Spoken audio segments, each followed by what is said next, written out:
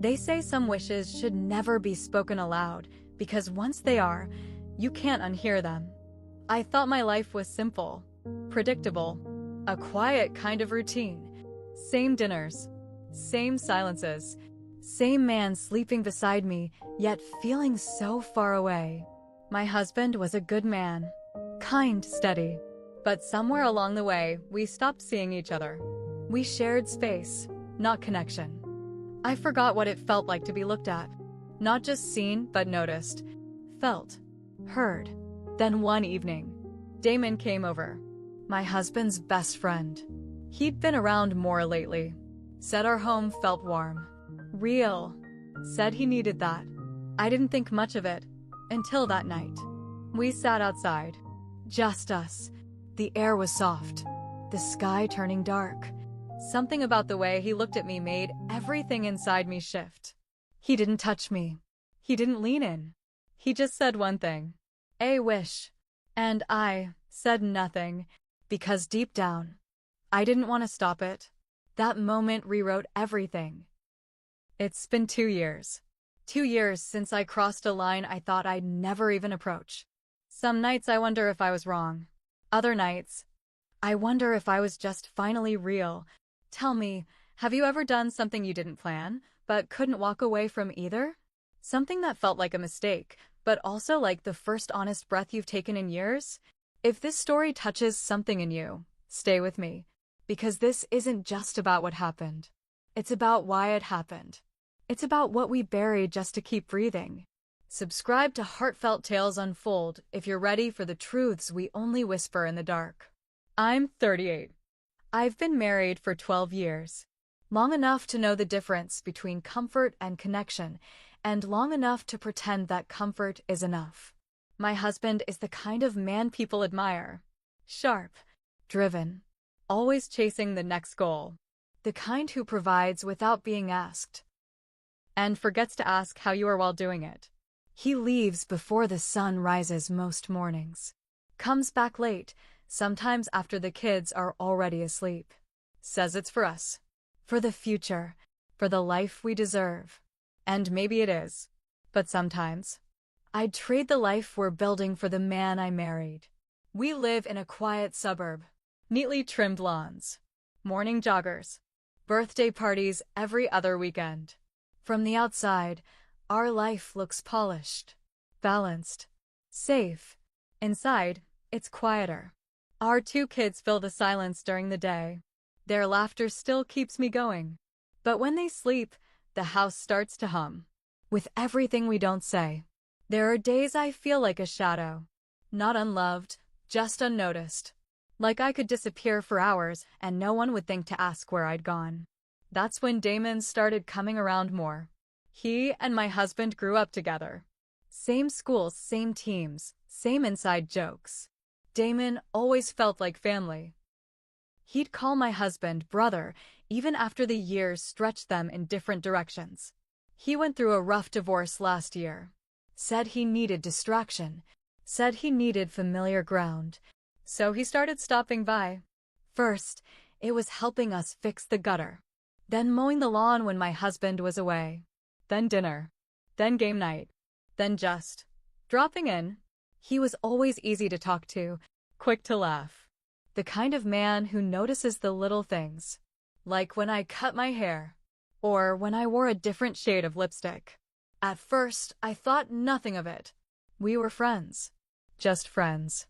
But slowly, something shifted. He remembered my favorite wine. He listened, really listened, when I talked. And when he smiled at me, it wasn't out of politeness. It was like he saw something in me I didn't even know was still there. The worst part. I started looking forward to it, not because I wanted something to happen, but because, for the first time in a long time, someone looked at me and actually saw me. It was supposed to be a simple Saturday. We had plans, just the 4 of us.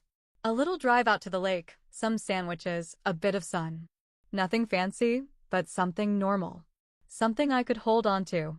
But an hour before we were supposed to leave, my husband called. Said he couldn't make it. A meeting came up. One of those can't-miss moments, he said. I didn't even ask questions anymore. I just nodded, hung up, and started putting things back in the fridge. I should have been used to the disappointment by then, but it still managed to sting. A couple hours later, Damon showed up. He knocked on the back door, holding a toolkit in one hand and 2 bottles of wine in the other. "Heard the sink's still giving you trouble," he said. I hadn't even told him that. He fixed it. Quietly. Carefully. I stood nearby, drying plates I didn't need to dry, pretending like my chest wasn't aching from being forgotten. Again. When he finished, he washed his hands and looked at me. Just looked. And said, "You okay?" No one asks me that. Not like that. I didn't say much. Just offered to open one of the bottles he brought. He smiled and said, "Only if you drink with me." So I did. We sat on the patio. The air was warm, but not too warm. That kind of golden hour that makes everything feel softer. We talked about nothing, at first. Old memories. Music. Why people stay in relationships long after the fire's gone. Then he got quiet. Real quiet. I could see something shifting in his eyes. And then he said it. "I used to wonder," he said, barely above a whisper, "what it would have been like if I'd met someone like you first." I didn't know what to say. I looked down at my glass, but my hands were shaking. "I know I shouldn't say that," he went on. "But I've envied him for years. Not just because he had you, but because he never seemed to notice what he had. It wasn't seductive. It wasn't some play for attention. It felt like something that had been trapped in his chest for too long, finally slipping out. Honest. Raw. Unfiltered. He didn't say it to seduce me. He said it like a man confessing a truth that had been buried for too long. I remember the way the sky looked right then, dim and golden. The sound of wind rustling through the hedges. The way his voice cracked just slightly when he said my name. And then, he made a wish. One that changed everything. For days after that evening, I couldn't stop hearing his voice. Not the words exactly, but the way he said them. The quiet truth behind them. The way he looked at me like I was more than just someone's wife, someone's mother, someone's shadow. I told myself it was nothing. Just a moment. Just talk. But it didn't feel like nothing. I went back to life as usual, packing lunches, folding laundry, answering emails, smiling when expected, but something had shifted. It was subtle, like the air in the house had changed.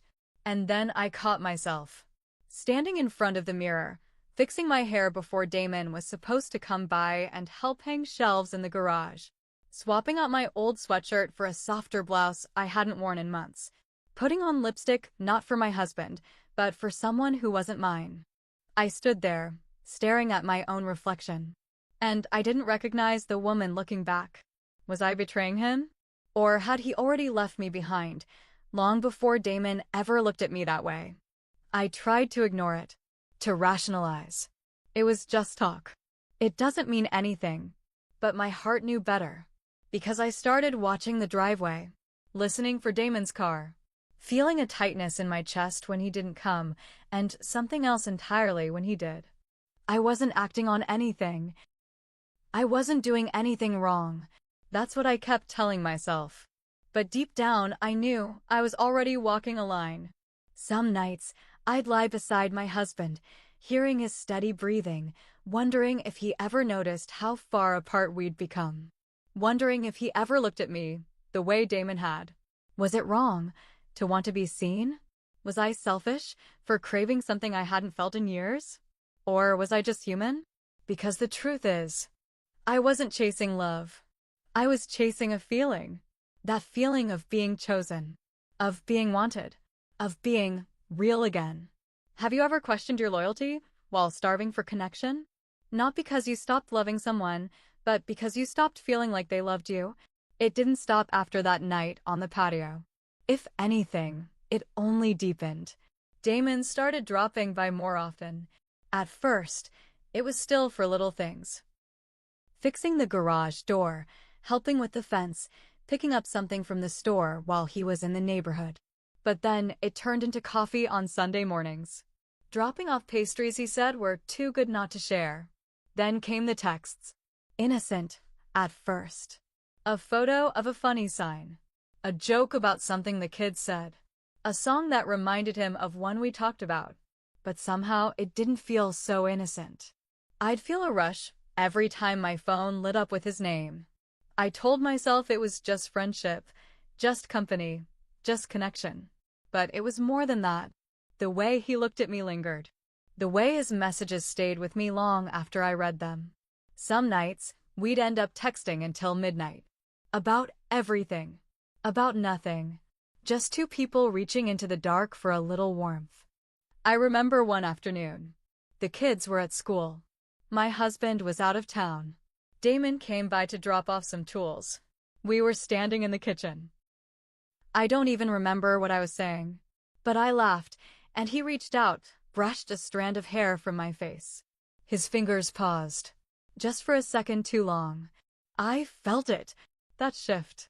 That line we weren't supposed to cross. I pulled back. Smiled. Tried to make it light. But I didn't ask him to leave. And I didn't stop texting him that night. A few weeks later, there was a storm. A heavy one. Lightning. The kind of rain that makes everything outside blur. We lost power right after dinner. The house went dark. My husband was away again. The kids were nervous. So I called Damon, just to ask if he had an extra flashlight or battery. He showed up with both, and dinner. He stayed. We lit candles. Made the kids laugh. Told stories like we were at summer camp. After they went to bed, he didn't leave right away. We sat in the living room, wrapped in candlelight and old memories. We talked about college. About dreams we never followed. About how lonely it feels to sit next to someone you love and feel like a stranger. The silence between us started to speak louder than our words. There was a moment where we just looked at each other. No pretending. No excuses. Just the quiet between two people holding back something that wanted to spill over. And then he asked if he could have one thing just once. He looked at me through the soft flicker of candlelight and asked if he could have one night. No strings. No expectations. Call it a wish, he said. Call it closure. Call it madness.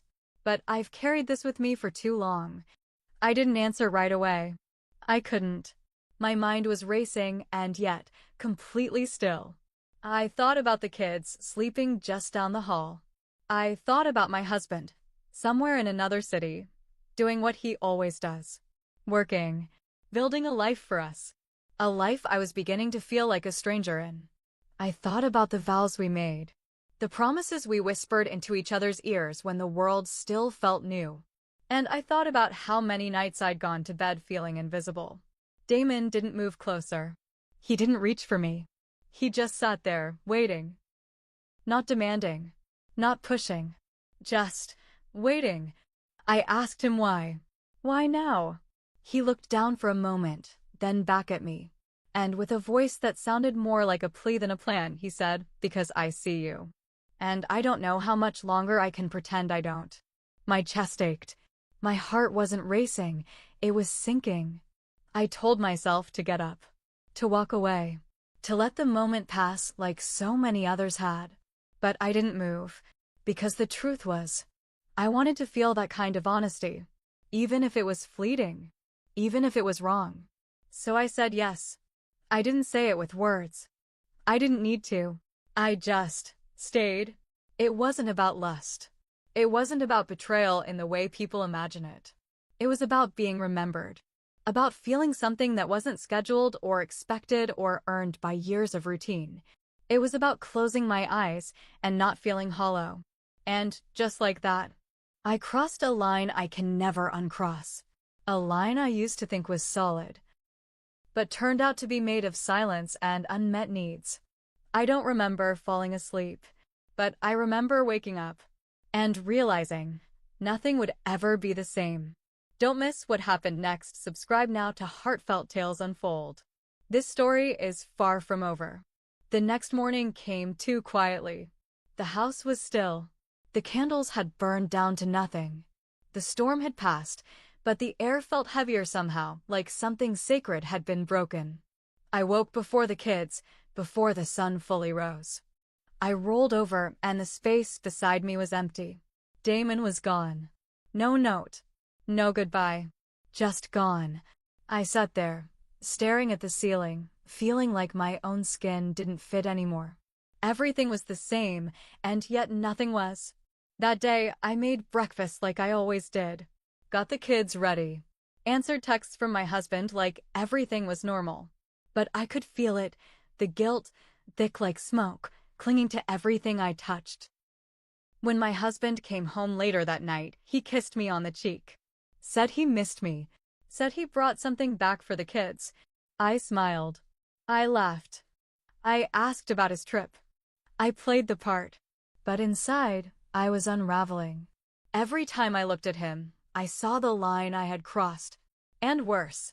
I didn't know if I regretted it. The days passed. Damon didn't come around.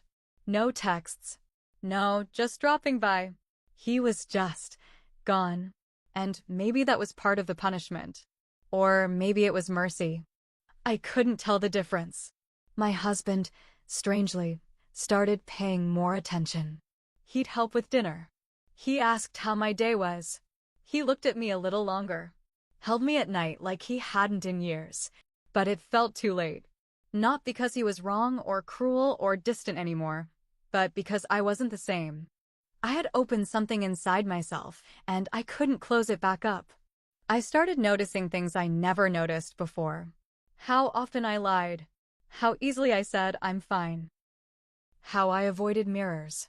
How I counted every small silence between us. The weight of one night echoed in every room of my house. In my voice when I called for the kids. In the way I folded his laundry. In the way I avoided the patio, the sink, the soft shadows of candlelight. I told myself it was a mistake. I told myself it didn't mean anything. But my heart knew better. And just when I thought I was learning how to breathe again in the aftermath, he told me he might move away. For good. I still think about that night. Not constantly. Not every moment. But in the quiet, it returns. Sometimes in the pause between two sentences. In the way the light hits the wall at dusk. In the way someone says my name, but doesn't really mean it. I wonder if it was worth it. If one night of feeling known, of feeling seen, was worth the ache that followed. If I could go back, I don't even know what I'd do differently. Because I wasn't chasing destruction. I wasn't looking to break anything. I was just tired. Tired of being invisible. Tired of smiling through silence. Tired of folding my needs into tiny corners of myself so no one would trip over them. Was it betrayal, or just two lonely souls trying to feel whole again? I think about Damon. About what it meant to him. If it meant anything at all. Or if he walked away because it meant too much. And then I think about my husband, and how complicated love can be. Because I do love him. In my own way. But love doesn't always look like passion. Or presence. Or peace. Sometimes love is a routine that slowly erases you. Sometimes it's a promise that feels more like a cage than a vow.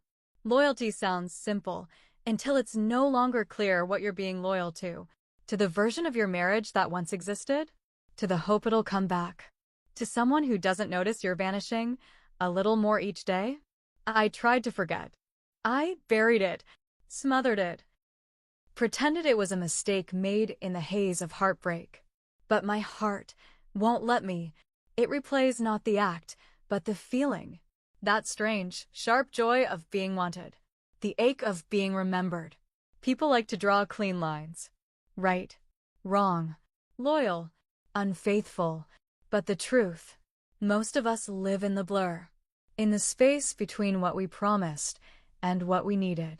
And sometimes, that space is where the damage begins. Have you ever found yourself in a moment, one you didn't plan, didn't expect, but couldn't stop either? A moment that unfolded slowly, quietly, like a soft breath turning into a storm. Not because you were careless, but because for once, someone reached for you, and you didn't pull away. Was I wrong for letting it happen? For not turning away? for wanting to be seen, to be chosen, to be touched in a way that felt like more than just routine? Or was I just human? Because I didn't go looking for it. I didn't wake up that day thinking I'd cross that line. But when it came, I didn't run from it either. I let it happen. And it changed me. Tell me, have you ever done something you didn't think you were capable of, just because it made you feel alive again? Tell me in the comments, was this betrayal? Or was it just a moment of two aching souls colliding?